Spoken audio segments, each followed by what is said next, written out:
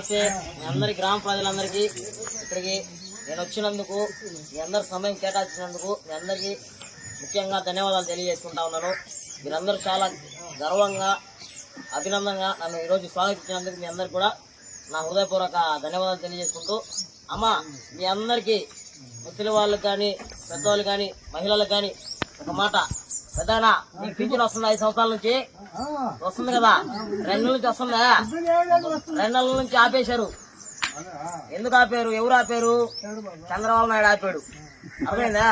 జగన్ అన్న ప్రభుత్వం ఇంటికి పంపించాడు. మనకి ప్రభుత్వం వాళ్ళు వాలంటీర్లు వాళ్ళందరూ మన ఇంటికి వచ్చి మనకి ఏ సమస్యలు ఉన్నాయో ఉన్నాయో అని తెలుసుకొని వాళ్ళు మనందరికి పరిష్కరిస్తా ఉన్నారు. కానీ అది చంద్రబాబు నాయుడు నచ్చలేక పింఛన్ ఆపేశాడు ఈ 2 నెలల నుంచి. అయినా కూడా జగనన్న ఏ మాత్రం తగ్గకుండా బ్యాంకులు వేస్తున్నాడు.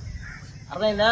రేపు మీ ఇంటికి పింఛన్లు గాని అమ్మఒడి గాని రైతు భరోసా గాని ఏదైనా గాని మీ ఇంటికి ప్రభుత్వం రావాలంటే ఎవరు గెలవాలా? ఎవరు గెలవాలా? గట్టిగా జగనన్న గెలవాలా. జగనన్న గెలవాలంటే మన ఉదయగిరి నియోజకవర్గ ఎమ్మెల్యే అభ్యర్థిగా రాజగోపాల్ రెడ్డి సారు, ఎంపీ అభ్యర్థిగా విజయసాయి రెడ్డి గారు, వీరిద్దరు గెలిస్తేనే మన జగనన్న మళ్ళా సీఎం అవుతాడు. మీ ఓటు ఎవరికి వేస్తారా? మన గుర్తు ఏందా? మన గుర్తు మన నంబర్ 4. మన నంబర్ 4 ఇదిగోండి, ఫ్యాన్ గుర్తు. అర్థమైందా? ఇదో మన ఓటు వేసేటప్పుడు మిషన్ ఇట్లుంటది మనది. ఓకేనా? ప్రతి ఒక్కరు జాగ్రత్తగా గమనించండి. మన మిషన్ ఇట్లుంటది. 4వ నెంబర్ మీద ఫ్యాన్ గుర్తుంటది. దాని పక్కన బులుగు బటన్ ఒకటి వస్తుంది. దాన్ని మీరు నొక్కితే కీకని లైట్ వెళ్తుంది. సరేనా? అప్పుడు మీ ఓటు పడినట్టు. అర్థమైందా? అప్పుడు మీ ఓటు పడినట్టు. మీకు 2 ఓట్లు ఉంటాయి. 1 ఎమ్మెల్యే ఓటు, 2 ఎంపీ ఓటు. 2 మన నంబర్ 4.